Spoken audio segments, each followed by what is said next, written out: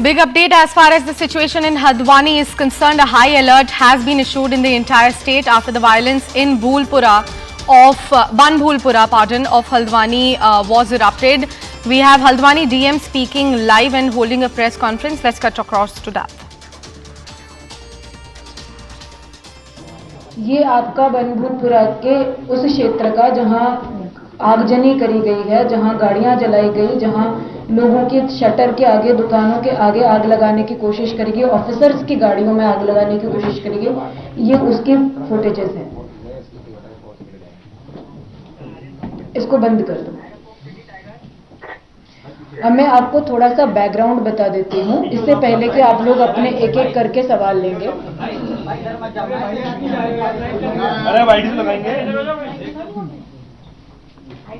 इसमें आप लोग थोड़ा सा सभ्यता के साथ ले लीजिए। देखिए, आप लोगों से मुझे बहुत ज़्यादा समझदारी की उम्मीद है और आप सभी लोग पढ़े लिखे समझदार व्यक्ति हैं, तो आप समझदारी का परिचय दें। अननेसेसरी बहुत ज़्यादा आप लोग ये ना पैदा करें, क्योंकि ये अभी सहयोग की अपेक्षा है, अभी सहयोग ही आप लोग दिखाएं।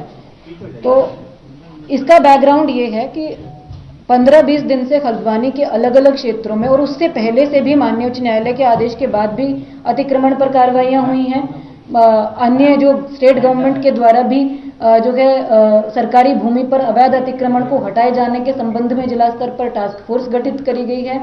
सरकारी संपत्तियों की सुरक्षा के दिशा निर्देश दिए गए हैं। सरकारी संपत्तियों की GIS मैपिंग करी जा रही है। जो कब्जे हैं उनको हटाया जा रहा है। जो सरकारी परिसंपत्तियां हैं उनको सुरक्षित करने हेतु अधिकारियों के उत्तरदायित्व निर्धारित करे जा रहे हैं। आपके मीडिया के द्वारा इसको समय समय पर रिपोर्ट भी करा गया है।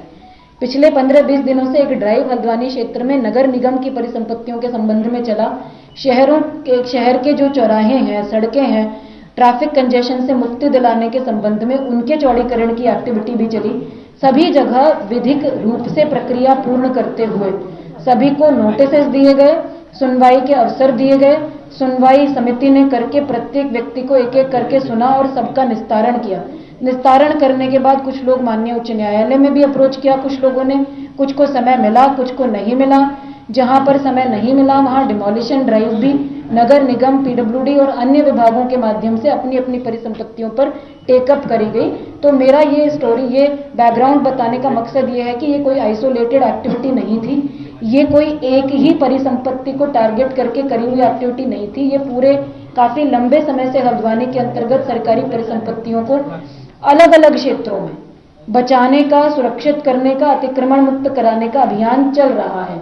उसी के क्रम में इस प्रॉपर्टी पर, जो कि खाली प्रॉपर्टी है, जिसमें 2 स्ट्रक्चर्स हैं जो कहीं पर भी ना तो किसी धार्मिक संरचना के रूप में रजिस्टर्ड हैं, ना ही किसी प्रकार से मान्यता प्राप्त हैं। उन स्ट्रक्चर्स को कुछ लोग मदरसा कहते हैं, कुछ लोग उसको नमाज स्थल कहते हैं, लेकिन उसका विधिक रूप से दस्तावेजों के अंतर्गत कोई अस्तित्व वर्तमान में नहीं है।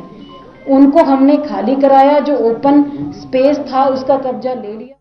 We have CNN News 18's Anshul Singh, who has been tracking this story very, very closely, joining us on the phone line. Anshul, a very good morning to you. Please walk us through the situation at the moment in Haldwani. Also, if there are any changes that have been, implemented post the shoot at site orders, which have been received by the Chief Minister of Uttarakhand. So yes, at this point there has been no change in that order. In fact, a curfew has been imposed across the district of Haldwani at this point in time. And also, as you rightly mentioned, that the Chief Minister has ordered that if at all anyone who tries to go ahead and write, he should be dealt with an iron hammer, and that continues to remain a constant at this point in time. Because remember, when the violence broke out yesterday, more than 100 police officials were injured in this violence, and as the DM of Haldwani was saying that they were actually conducting a drive to remove illegal settlements that were on side of the roads. And this entire incident that has happened, this was not an isolated incident, but seemed like a very, very planned incident, and did not seem as an organic violence that had broken out. So yes, it remains to be seen as to how quickly can the Uttarakhand government and the Haldwani administration actually make sure that peace returns to that city, because historically Haldwani is a place that is not known for such violence, and this happening in the city of Haldwani is definitely raising a lot of questions on the capability of the Uttarakhand government to actually maintain law and order situation in the state, and especially in the city of Haldwani. Yeah, right, Anshul. Thank you so much for walking us through all those recent updates that we have received straight from Haldwani. We have a very special ground report showing us the situation on the ground as well. Take a look at that. हम इस वक्त हल्द्वानी के Banbhoolpura police थाने के ठीक सामने हैं। ये वही थाना है जिसे उपद्रवियों ने सबसे पहले निशाना बनाया था।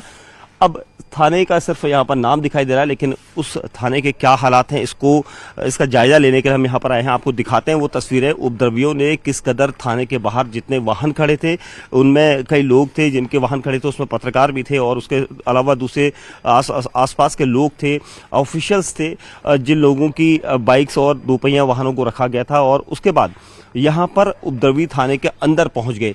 जो तस्वीरें थी वो काफ़ी खतरनाक है, खौफनाक है, क्योंकि अचानक कोई मॉब इस तरह से आगजनी नहीं करता है। यानी पूरा प्लान था, कहीं ना कहीं कुछ ऐसा प्लान पहले तय किया गया था कि अगर भीड़ बढ़ेगी तो भीड़ आगजनी कैसे करेगी, क्योंकि यहाँ पर कई तरीके से लोग उपद्रव करते करते थाने के पास आए। और थाने का क्या हाल किया है आप देखिए। पुलिस एक डर पैदा करती है, लेकिन यहाँ पर उपद्रवियों के दिमाग में कोई डर पुलिस का नहीं था, जिसके बाद यहाँ पर थाने की स्थिति को देखकर आप अंदाजा लगा सकते हैं। जो थाना बनभूलपुरा इलाके के लोगों की सुरक्षा के लिए था, उस थाने को बनभूलपुरा के रहने वाले लोगों ने कैसे तहस नहस किया। ये यहाँ पर जो यहाँ के थानाध्यक्ष है नीरज भाकुनी, ये उनकी जो नेम प्लेट है ये इस तरह से गिरी है। ये उनका पूरा रूम है, आप देख सकते हैं। यहाँ से अंदर जाने की जगह नहीं है, क्योंकि दरवाजा काफी तोड़फोड़ यहाँ पर किया हुआ। देखिए अंदर जो यहाँ पर इंचार्ज हैं उनका रूम कैसा कर दिया है, तोड़फोड़ करके आग के हवाले किया गया। And with those updates, we are now slipping into a very short commercial break. Stay with CNN News 18. We'll come right back with more news and updates right on the other side.